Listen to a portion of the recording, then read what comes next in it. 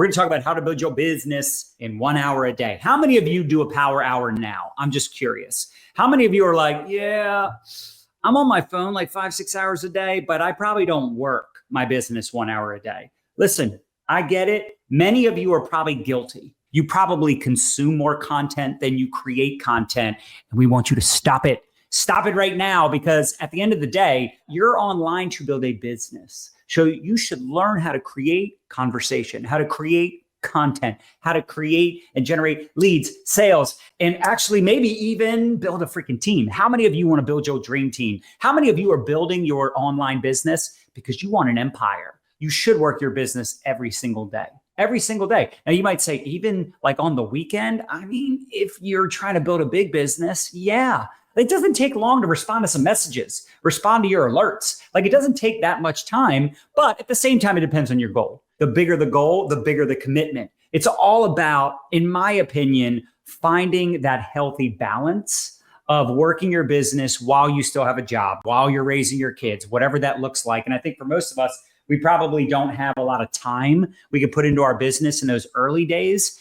So having that 1 hour where you just focus on income producing activities, not scrolling on social media, not talking to the same person you've already talked to 3 times this week, but actually talking to new people, creating a piece of content, doing your follow-ups, like all the things. And I think this is really powerful for you to hear from Michelle, because Michelle does power hours every day, not necessarily like, with her team, like she's working her business and focused on those income producing activities, or for short, IPAs. She's working on new customers. How many minutes or hours do you put into your business per day? 30 minutes a day, an hour a day? And do you believe that you're doing the best with your time? Are you efficient? Are you effective with the time you have? Because again, most of us are part-time. Like my famous quote, you have no business doing this full-time if you can't build it part-time. So I'm excited for you to hear from Michelle and what she's been able to do. So Michelle, obviously, you do a lot of power hours with your team.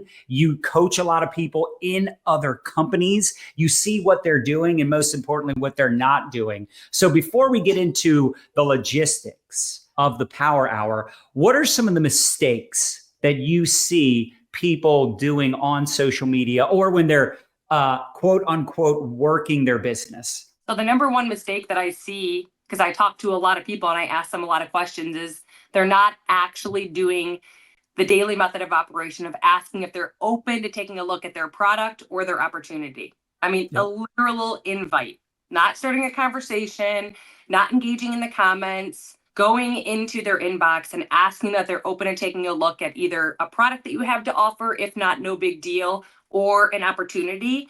And how many is it a day? If you want to sign up 10 customers a month, that's about 2 a week. And you're not there by Sunday, a week from today, something you're doing is not right. You're lacking a number. Nothing matters in this business besides the number. So until you can get to that number, you need to keep upping. Like, I don't care if you've invited 100 people and you got 1 customer. That will one day change, but you have to keep continuously going and going and going. I remember a time in my life when I was so hungry. Anyone who had stories up, what I had, I believed in so much, I'd still pop the question to them if I couldn't find that person in my friends list.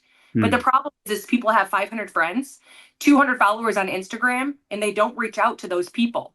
So the number one income producing activity, the one thing that you should do first every single day is invite. And how many is it going to be? When I ask you and you're like, well, I'm going to shoot for 100, you're going to shoot for, or you are going to. We also don't want to treat people like a number, but it is a numbers game. You don't have commission breath. I get it. But like Michelle said, like, you got to pop the question consistently. Most people are not going to reach out to you and say, hey, I'm ready to join your team or buy your product. It's nice when that happens, but that's a very small percentage of people. And typically those are people you built a relationship with. So, it really is such a simple thing where you're like, in the beginning, you have to schedule it, like set a reminder in your phone, whatever that looks like, put it in your calendar, right? Whether it's working out, whether it's doing your network marketing business, whatever, you schedule it, but eventually it becomes a habit where you feel weird when you don't work out or when you don't work your business. because it just becomes a part of your everyday regimen. It's easy to say, I want to fire my boss. I want to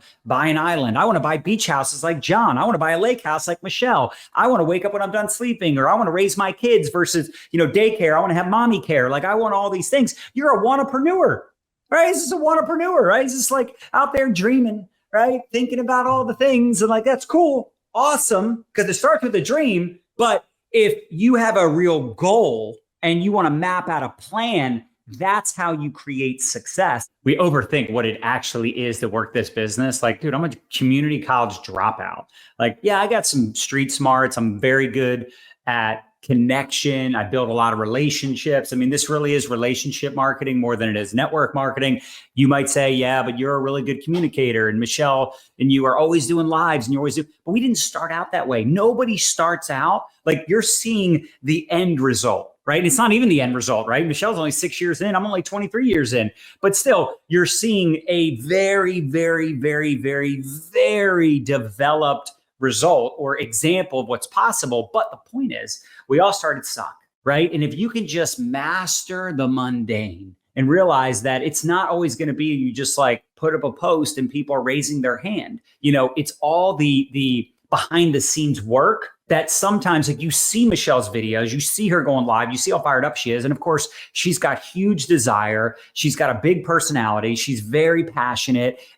She has a lot of certainty, right? She has a high level of confidence in what she's doing. But again, she didn't start out that way. I'm telling you, the point is, it was that consistent effort. And it's kind of like this. Like if someone told you, hey, you got to have 10,000 conversations and do 10,000 videos before you're a 7-figure earner. Let's just say that was the number. You got to do 10,000 videos and have 10,000 conversations. But once you do, you're a 7-figure earner. Would you want to drag that out for 30 years? Or would you want to squeeze it into 2, 3, 4, 5 years? I mean, we all know the obvious answer, right? The problem is you're looking at your not so great results. You're like, oh, I talked to 7 people. I had a guy yesterday. He's like, I enrolled 4 people and they all quit. I'm like, brother, listen to me. But I don't give up on anybody, but I'm not going to like base my future success in building my empire, pursuing my dreams, my goals, right? Traveling the world, building my dream home. I love what we get to do. I'm not going to allow the quitters, the naysayers, right? The people that, they get excited, they get their hopes up, but then they quit. I'm not going to let them prevent me from accomplishing my dreams, my goals, and making a big impact. And I think there's so many of you, it's like again, I said it earlier, you're a wantrepreneur. You have these big goals, big dreams, but it's like when I look at your calendar, it's like you didn't even work your business today or over the weekend, or like you didn't ATM anybody. I go to your posts and I don't see anything of value. You're not teaching, inspiring. You're not showing off your products. There's no before and afters. There's no content. There's no videos. How am I going to join a business that I don't know you have? How am I going to buy a product that I don't know you sell? Right? The reason Michelle gets incredible results because she's so damn consistent. And it's not just about doing lives. Again, it's the back end connections. It's the real. She's in her stories. And she figured out her conversation that she likes to talk about over and over and over again. Michelle, what else would you share with someone that's like, for the people that want to start doing these power hours, they want to be intentional with 60 minutes a day, what would be some of the most important things they should focus on? Number one, just get yourself a spiral notebook, because think about it. Today, I don't even have to be like, oh gosh, I have to go through my stories to invite, you should have a minimum of everything, right? I never want to like all of a sudden a year from now be like, well, what happened to my income? Like, well, Michelle, you stopped. You took your foot off. I mean, that's going to happen to anyone. So I just keep going. What else am I going to be doing?